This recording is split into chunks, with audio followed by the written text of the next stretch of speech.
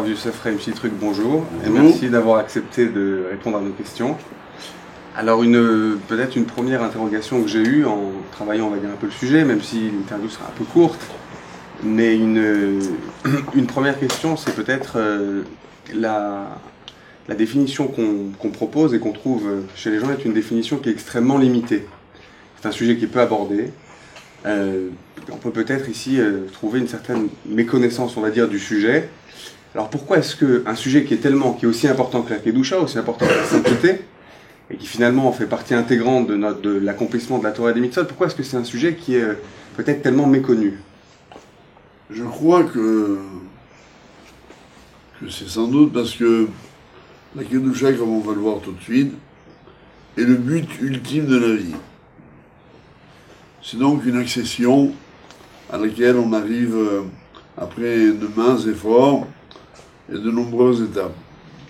Alors les gens, en général, préfèrent parler d'abord des étapes intermédiaires avant d'évoquer la finalité. Et je crois que c'est ça la réponse. Alors, quelles sont ces fameuses étapes? Puisque vous parlez d'étapes, quelles sont les étapes à la Kedusha? On a le sentiment que c'est quelque chose de global. Alors en fait, peut-être que nous pourrions commencer par définir qu'est-ce que la Kedusha, et après on verra les étapes. Alors comment est-ce que vous la définissez? Moi, le plus simplement possible, vous savez que le plus grand commentateur de tous les temps, Rashi, en parle évidemment, notamment à l'occasion de la paracha de Kedoshim, soyez saints. Et d'emblée une première remarque, le verset dit qui Kadosh Ani, soyez saints vous les bénis Israël, parce que moi Dieu je suis saint. De là on voit déjà un premier élément fondamental, c'est qu'on ne parle jamais de Kadosh pour un homme au singulier. La collectivité juive est appelée Kedoshim, mais Kadosh, c'est un terme qu'on emploie pour quelqu'un qu'après sa mort. C'est un peu comme si cette dimension était quasi inaccessible et que l'homme qui l'obtient peut la perdre dans la seconde qui suit. Donc on ne peut pas se targuer d'être quelqu'un de Kadosh. On peut être Aram, sage, on peut être sadique, juste, on peut être Shomer, Mizod, observer les commandements, mais Kadosh, c'est comme je dis à l'instant, une accession presque inaccessible. On va expliquer.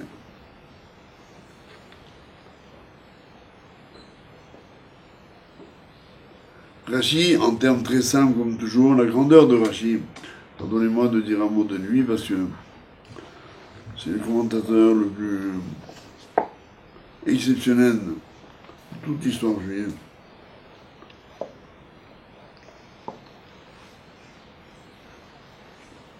Il faut savoir, entre parenthèses, qu'il a écrit son commentaire sur la Torah 3 fois. Et à chaque fois, il a dit lui-même, je l'ai abrégé. Et si Dieu me prête vie, j'écris une 4e fois, encore plus bref. Malheureusement, il n'a pas eu le temps. Mais il a cherché à dire beaucoup en peu de mots. Ce qui est le signe même de la perception profonde des choses. Alors il a dit, qu'est-ce que c'est la Kedusha? En 2 mots d'abord en hébreu, Kadesh, Kedusha donc, il dit Kadesh atzmicha bemot haralach. La Kedusha, c'est lorsque l'homme décide, lui, de s'abstenir de ce qui lui est permis. C'est-à-dire que la Torah, la halakha, est une norme de la vie.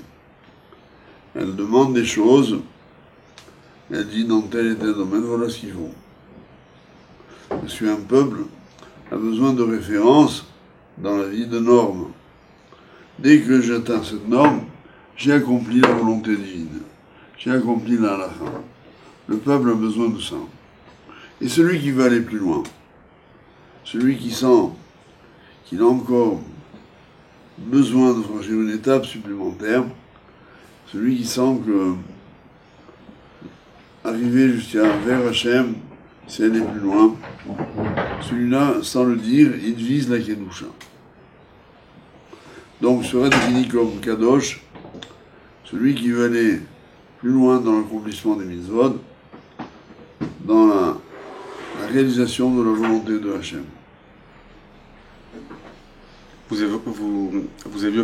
évoquez la fameuse marloquette, la fameuse discussion qu'il y avait entre Rashi et le Ramban.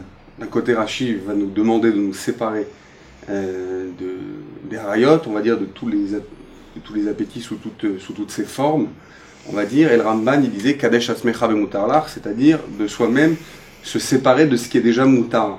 On remarque, on va dire que le point commun entre les deux, c'est l'idée de séparation. Alors, la Kedusha, on a le sentiment qu'elle impliquerait l'idée, on va dire, d'une séparation, d'un retrait du monde. Alors, est-ce que c'est un retrait ou finalement on peut vivre une vie, j'aimerais dire, normale en étant Kadosh? Je crois que on pourrait dire ainsi, en s'inspirant surtout du Ramban, Rabbi Moshe ben Nachman, dire que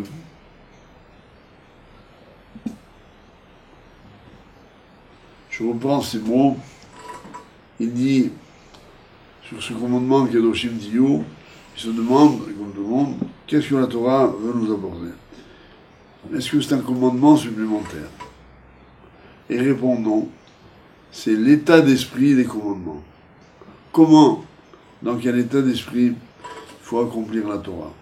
Et il dit un mot très fort, que moi je n'avais oublié, je l'ai lu il y a de nombreuses décennies. Il dit Efshar liot naval birshut Torah.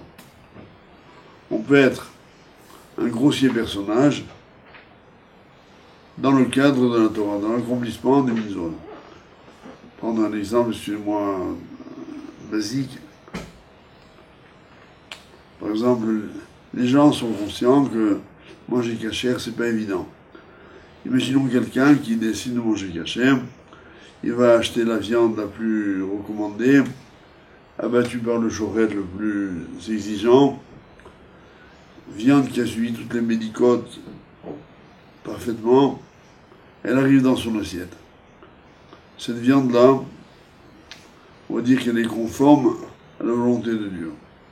Mais si cet homme prend la viande avec la main et la mange comme ça, comme un animal, il a raté la dimension de la Kedusha.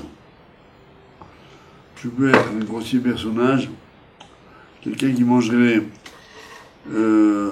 kasher la méadrine, mais qui prendrait l'aliment comme ça avec ses mains, il le mettrait dans sa bouche de façon grossière et vulgaire, il est sorti de la Kedusha. La Kedusha, c'est l'état d'esprit dans lequel il faut accomplir la mitzvot. Celui qui réalise qu'à chaque instant, il est devant son Créateur, qu'il se doit d'avoir un comportement adéquat, comme si Kaviachol, évidemment c'est une image, on est devant un très grand personnage, il se tient autrement. Je vais vous dire, dans ma carrière de rab, bien que j'ai fui systématiquement tous les trucs officiels, j'étais quand même obligé de m'associer à un certain nombre de cérémonies. Une de celles dont je me souviens, c'est lorsque la reine d'Angleterre est venue en visite officielle en France, à l'époque invitée par le président Mitterrand, j'étais en fonction. J'ai donc été invité au dîner d'État. Au départ, je n'avais pas répondu. Le secrétariat de l'Élysée a appelé mon secrétaire général, pourquoi je vous raconte ça? En disant que le gouvernement n'a pas répondu, il ne vient pas. Alors ma secrétaire, elle a dit, tout naturellement, mais parce que le gouvernement il mange kasher, je pensais que c'était pas ça. Madame, il lui dit, mais on a prévu un repas kasher pour le grand rabbin. Et j'ai eu pendant cette soirée droit évidemment à un repas de chez un traiteur que j'avais demandé. Mais derrière moi, il y avait un maître d'hôtel, rien que pour moi, qui était là comme un gardien, un chômeur, debout derrière moi. Mais pourquoi je vous raconte ça? Parce que dans le dîner, vous voyez évidemment la reine qui n'a pas enlevé sa couronne de sa tête. Et cette couronne lui donnait une très grande dignité, un port de tête et une attitude. Elle était consciente qu'elle était un personnage important. Et tous ceux qui étaient dans la salle, il n'en était pas nombreux, peut-être 200 personnes, avaient le sentiment d'être devant quelqu'un de très important. Cette image m'a frappé. Je me suis dit, pour être devant Bassar Vada, un être de chair et de sang, on est là à se pavaner, à bien s'habiller, se tenir bien, manger avec le plus de raffinement possible. Et puis on oublie que tous les jours, on est devant Melech, Malchei HaMelachim HaKadosh Baruch Hu, devant le roi des rois, que chaque fois que je porte une cuillère à ma bouche, je suis en train de me tenir devant lui, qui m'observe. Pas pour voir si je mange correctement, pour s'assurer que je suis conscient de sa présence. Donc je dirais que la Kedusha, cet état d'esprit des mitzvot, vise à donner au peuple d'Israël une grande dignité de comportement. Dans la vie, il est appelé le juif à faire attention à ses propos, à sa démarche, à son attitude, à se souvenir qu'à chaque instant, il est un serviteur de l'Éternel. Comment est-ce qu'on éduquerait à la Kedusha? Parce qu'évidemment, un adulte, il peut comprendre qu'il existe, on va dire, une certaine élégance, un certain état d'esprit dans les gestes qu'il accomplit, qui sont les mitzvot, mais par exemple pour les plus petits. Non, vous parlez d'éduquer, vous parlez aux enfants essentiellement. Éduquer, exactement. Je crois que les enfants, contrairement à ce que nous, les adultes, on peut penser, ils ont une grande conscience de l'importance du personnage devant lequel ils se trouvent, le roi des rois. Et on leur apprend par conséquent, tout simplement, dans les gestes élémentaires de la vie, je parlais de la nourriture, comment est-ce que il faut manger. Du moment, elle dit souvent à leur fils ou à leur fille, termine ton assiette, mange tout ce que tu as dans l'assiette. Initier la Kedusha, c'est lui dire, mange, excusez-moi de prendre ce mot, avec classe. Et un enfant, il le comprend très bien. Il ne faut pas donc hésiter à lui inculquer dès le plus jeune âge le sentiment d'être devant son Créateur. Une dernière question, ce sera, on va dire, plutôt par rapport aux adolescents. On sait qu'aujourd'hui, on appelle la génération dans laquelle on vit, on l'appelle un petit peu la génération Internet. Est-ce qu'aujourd'hui on est vraiment capable de Kedusha avec, on va dire, avec l'utilisation d'Internet de plus en plus jeune, l'influence des médias, etc., on va dire le tourbillon médiatique dans lequel chacun est pris depuis son plus jeune âge, est-ce qu'on est encore capable de Kedusha, de sainteté? Je répondrai en un mot, oui, mais c'est beaucoup plus difficile. Pourquoi? Parce que la Kedusha s'acquiert d'abord par le regard. Celui qui veut essayer d'être un homme kadosh, il fait attention à ce qu'il regarde. La vue est un sens, tout le monde le sent bien, fondamental, mais qui a ceci de difficile, parce qu'on n'a pas l'impression de faire une avéra.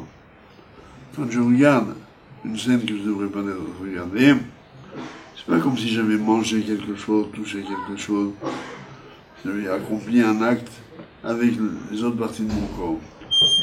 La vision se traduit par une distanciation par rapport à la matière. Je suis donc éloigné de la matière, de l'objet, de la personne ou de la scène que je regarde.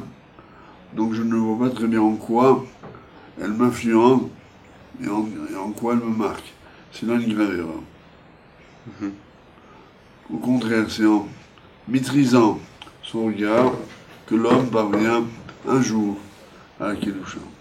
Alors vous me disiez, est-ce qu'on peut encore? Je vous réponds oui.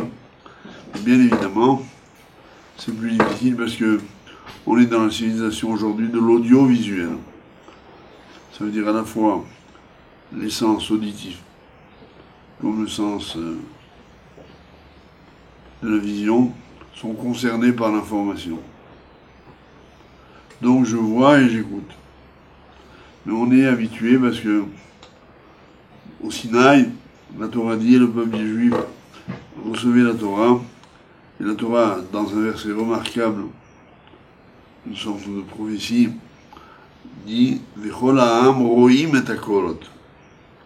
Et tout le peuple regardait les voix. C'est-à-dire que la Torah, on n'a pas seulement reçu avec les oreilles, on l'a reçu avec les yeux. Un message de cette qualité, qui vous permet de vous construire, de vous préparer à tous les défis. Donc je vous réponds, non que ce soit facile, et que oui, la Torah, elle aide l'homme à faire front à ces tentations, entre guillemets, d'ordre,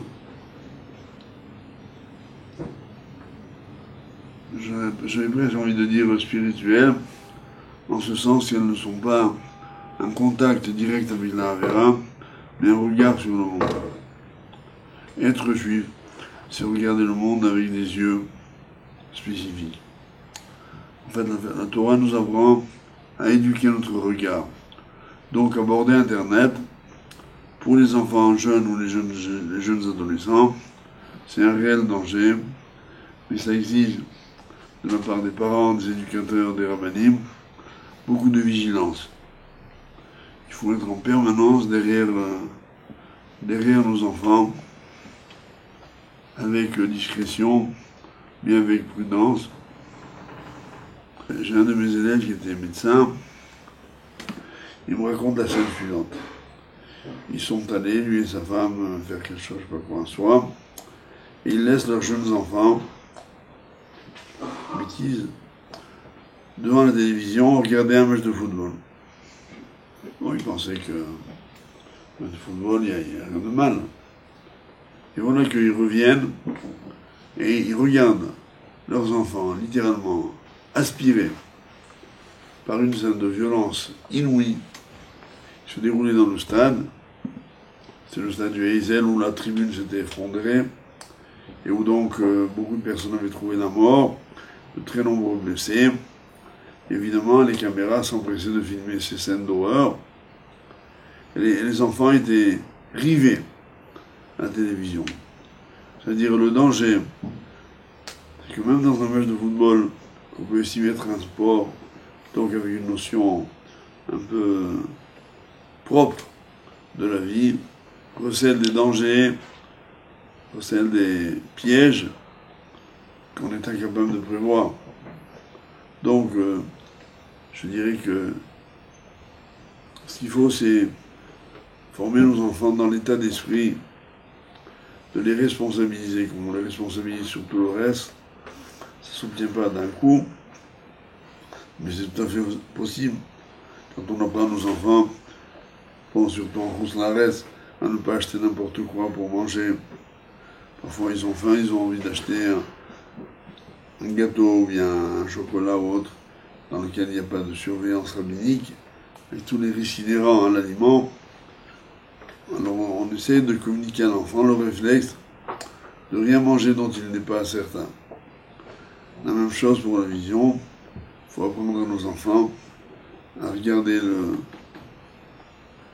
faire attention où il faut poser les yeux et leur dire que le Yetzirah, il est tapis dans l'ombre, prêt à les faire trébucher. Mais les enfants, contrairement à ce qu'on croit, ont un grand sens des responsabilités et ils perçoivent les choses avec beaucoup plus de profondeur. Je terminerai par une seule anecdote.